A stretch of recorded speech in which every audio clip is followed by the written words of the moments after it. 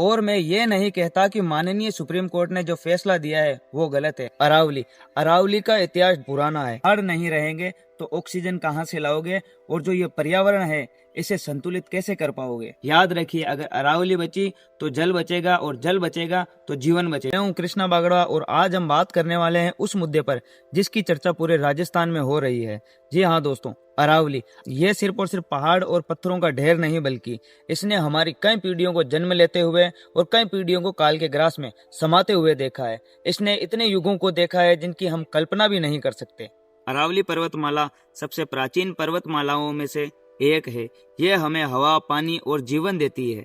अरावली पर्वतमाला बारिश के पानी को जमीन के अंदर भेज करके हमारे तालाब, कुएं और बावड़ियों को जिंदा रखती है। यही अरावली गर्मियों में लू को बढ़ने से रोकती है। यही अरावली रेगिस्तान को आगे बढ़ने से रोकती है। यही अरावली हमारे खेतों को सूखने से बचाती है। यही अरावली है जहाँ पर 2000 स्पीसीज निवास करती है।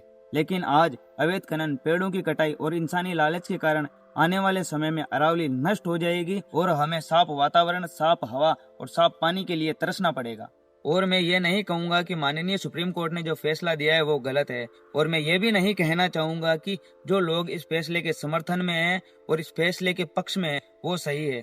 और मैं बस इतना कहना चाहूँगा कि पहाड़ी चाहे 1000 मीटर की हो, 100 मीटर की हो या 10 मीटर की, इन सभी का खनन करने पर हमें नुकसान उतना ही होगा जितना हम 1000 मीटर की करते हैं या हम 100 मीटर की पहाड़ी का खनन करते हैं। इसका परिणाम हमें आज नहीं तो कल भुगतना ही पड़ेगा। अगर अरावली पर्वतमाला नष्ट हुई तो कृषि बर्बाद हो जाएगी, तापमान बढ़ जाएगा और आने वाली पीढ़ियां हमें माफ नहीं करेगी। और उस दिन के लिए तैयार हो जाइए जिस दिन मुंह पर मास्क और पीठ पर ऑक्सीजन की टंकी होगी, क्योंकि जब पहाड़ नहीं रहेंगे तो ऑक्सीजन कहाँ से लाओगे, और जो ये पर्यावरण है इसे संतुलित कैसे कर पाओगे। तो हमें चाहिए कि हम पेड़ अधिक से अधिक संख्या में लगाएं और अरावली की रक्षा करें। याद रखिए, अगर अरावली बची तो जल बचेगा, और जल बचेगा तो जीवन बचेगा।